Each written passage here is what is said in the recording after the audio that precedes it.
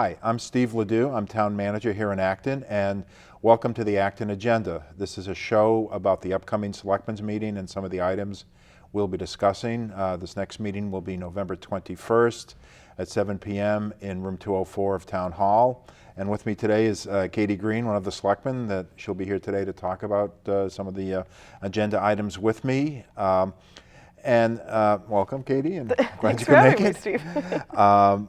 First thing we're going to be dealing with is a discussion on the feasibility of bringing sewers to West Acton, and this was one of the selectmen's goals. We've engaged a consulting firm Woodward and Curran, and they'll be making a presentation about the feasibility of bringing sewers to West Acton. Katie, as you know, we've had a lot of interest, particularly from the businesses in West Acton, that think that bringing sewers could be helpful to them, help spur economic development and things like that. So I think that what will in addition to the feasibility, I think the board will hear about what the current capacity is at the existing plant. Will there be competing or competition, I should say, between West Acton and Kelly's Corner and things like that. So should be an interesting discussion. I think that staff will probably be looking to the board about where do we bring this feasibility study? Do we move it forward, or what we're going to do? So yeah, thanks, Steve. And I think a lot of people will remember that we've talked about sewers in this area, in the not so distant past as well. Now, does this feasibility study just focus on sort of West Acton and the retail area, or does it include some of the neighborhoods that were considered in the past? Well, my understanding is it mainly just looks at the retail area, potentially considering Gates School. As you know, the schools are looking at some of their own issues, and this may play into that as well. My understanding is it doesn't look at Flint and Tuttle. I suspect that the board probably will want to ask the consultants about that and what that may or may not mean. A few years ago, we did look at Tuttle and Flint, but there wasn't, it was kind of a 50-50 as to whether the folks in that neighborhood wanted to move forward or not. There hasn't been a lot of, my understanding, a lot of turnover or upgrades of septic systems in Tuttle, Flint.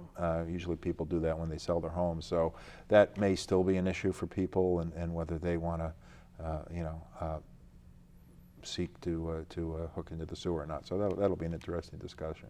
Yeah, and I think, as you spoke about, Steve, this was one of our short-term goals around sort of redeveloping West Acton, regenerating that in general, but specifically about sewers, as we've heard that a lot of the businesses or owners of the buildings in the area would really like to have sewer, because it can greatly expand what kinds of businesses and restaurants and other things that can go in there. So Absolutely. We're definitely excited to see movement on that and to hear more about it on Monday night. Absolutely, so, thank absolutely.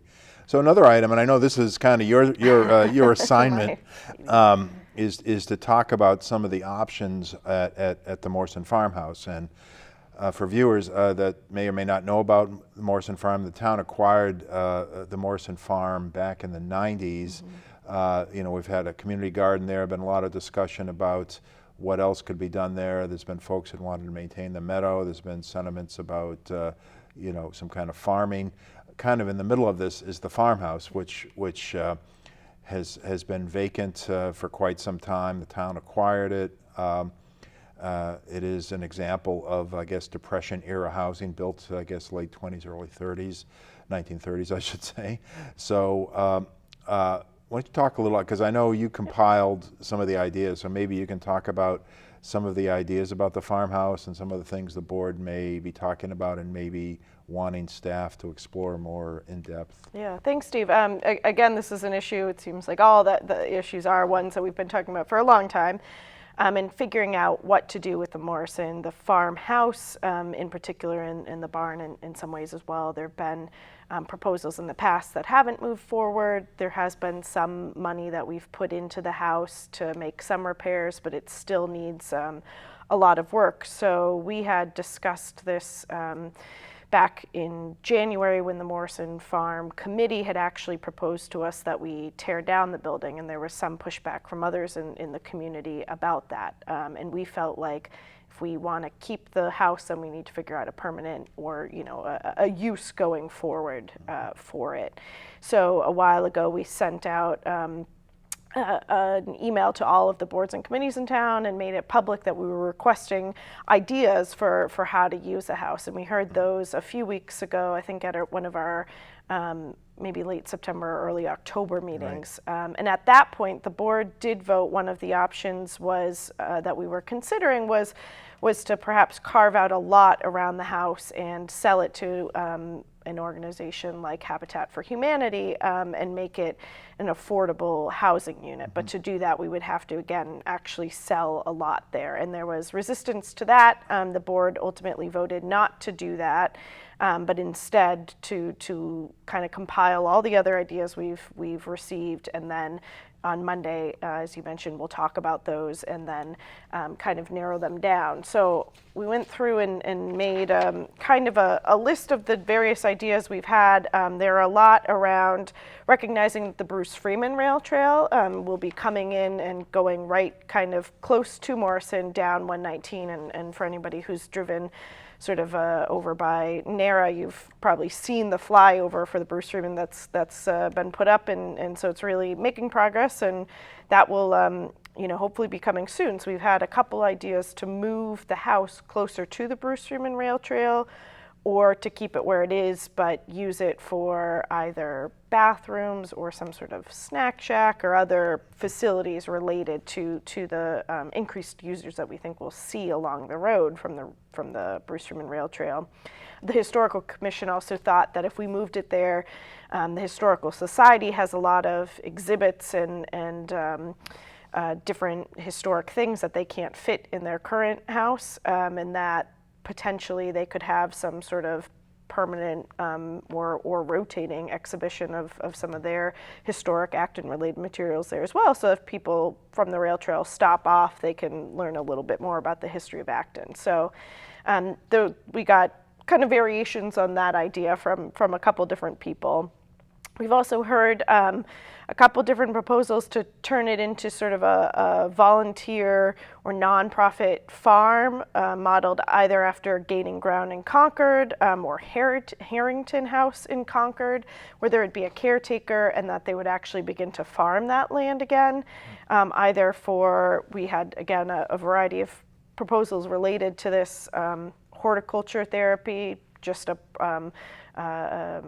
somebody using it in just farming it, people that would farm it and have it as sort of a nonprofit CSA, people that could farm it or do programs for adults with disabilities around this. Yeah, interestingly enough that our recreation director, Kathy Fochman, is kind of into that, and in fact, she, about once a month, I think, she does a class for town employees, like a lunchtime class on kind of stress relief and doing flower arrangements and all that kind of stuff. Yeah, I think horticulture therapy, I think she's certified in that. So it's a lot of different potential uses there.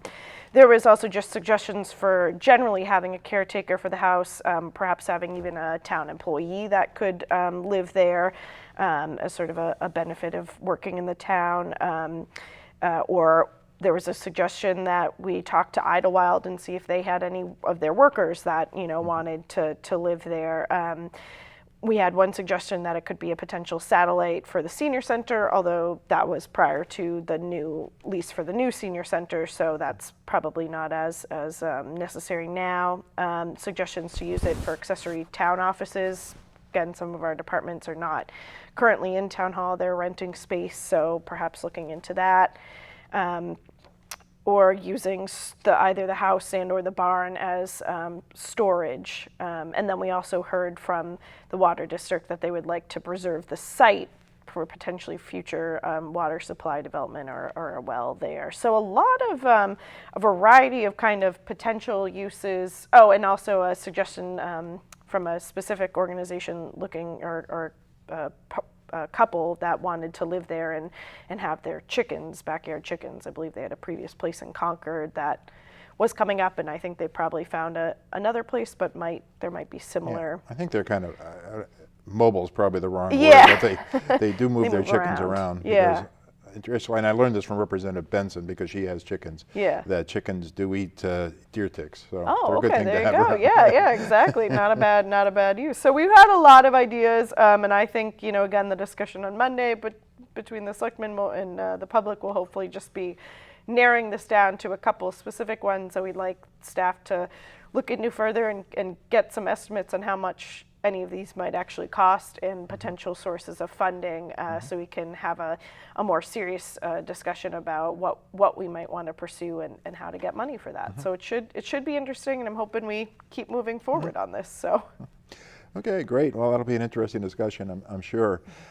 Next thing on the agenda, which is kind of an annual thing, and I'm sure the selectmen hate it, because it's the license renewals for all the things the board licenses over the years, from liquor licenses to common victular for restaurants, to amusements, to taxis. To a fortune teller. To a fortune teller, right? And that's not me. No. But so there's a lot of licenses the board has to sign that night, but it's kind of an annual thing. We usually do it right around or right prior to the beginning of the calendar year. So that'll be the night for it. Also, we have a consent agenda, which normally is items that are non-controversial that the board will approve kind of in lump sum. So I don't know, Katie, if you want to just run through those really quickly. Yep, we've got a 1 day, or first is just sort of, we have every time the request to dispose of obsolete materials from the Acton Memorial Library. It's amazing how many Harry Potter books they get rid of. They must really just do you get go the right list? through them. That's right. Yeah, so things that have kind of, they've got too many copies of, or they've that been are in beaten up. bad shape, right, bad shape, and they want to get rid of or take out of their collection. One day alcoholic beverage license for Raymond Paradiso. These again are pretty standard. We just, people that want, they're having an event of some sort and want a liquor license to hold their event in a public place. A sidewalk fund gift acceptance from the Mohegan Lane subdivision. Typically when we have developments come in or people expanding, we ask if there's already a sidewalk in their area, or if there's it wouldn't make sense to build a sidewalk kind of where that development is. Then we ask them to make a contribution to our sidewalk fund, and that goes towards building sidewalks that the sidewalk committee have prioritized. And then these next three are requests for extensions in operating hours for the Red Raven, Tailgaters, and Kmart. I believe these are related to, I think New Year's Eve. Kmart may be related to Christmas. I think Kmart might be actually Black Friday. Oh, I'm not sure. Thanksgiving, right, Thanksgiving, right. yes, yeah. So these are just beyond the normal hours that they're allowed to operate. An acceptance of our meeting minutes from one of our July meetings, and then signing the decision for the Idlewild Farms site plan special permit. We discussed this permit at our last meeting, voted on it, and the planning department has written up the decision. So this is just based on that discussion. So this is just accepting that. And then, as always, the selectmen are liaisons to all of the other boards and committees in town, and we attend those meetings and write up a report on the meetings that we've attended, so the other selectmen, the public, can have an idea of what the other committees and boards are working on in town. And we no longer do those at their meeting; they're just included online in our packet. Correct.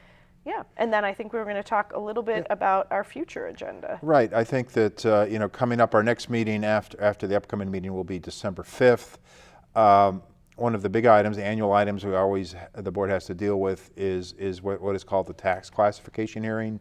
The Board of Assessors will be present to give the board some data. Typically, the main decision the board has to decide is whether we're going to have a single tax rate for the whole town or split a tax rate between commercial, industrial, and residential.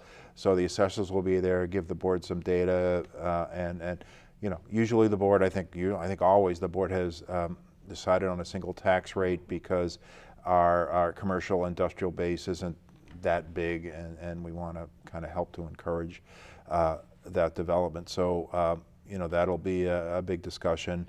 There'll be some discussion about natural gas and whether the town should try to encourage residents to use alternatives to natural gas if they have that ability. Also, we'll have a discussion on a dog park. There's been some sentiment about the town should have a formal dog park. We kind of have a informal dog park behind the South Acton Fire Station at Great Hill, but there'll be some discussion about whether we want to do that, whether we want to appoint a committee to study the issue or not. And then we have some residents, abutters to the town-owned property on Arlington Street. With the town-owned property is very near Route 2, Arlington Street and Route 2, so to speak. And they've sent a letter to the board about maybe putting that either conservation restriction or putting it under the care and custody of the Conservation Commission. So those are some of the issues we'll be talking about on the 5th, and then kind of moving way ahead, not that far away in my mind, but December 19th, I'll be presenting my recommended FY18 budget to the Board of Selectmen. So exciting time of year. Yeah, more ways than one. Right, exactly. So that's kind of our show for today. Appreciate, Katie, you coming on again, and thank you for watching. And once again, the Selectmen's meeting on November 21st will be at 7 p.m. in room 204 of Town Hall. And I want to thank you, everybody, for watching, and we'll see you next time on Acton Agenda.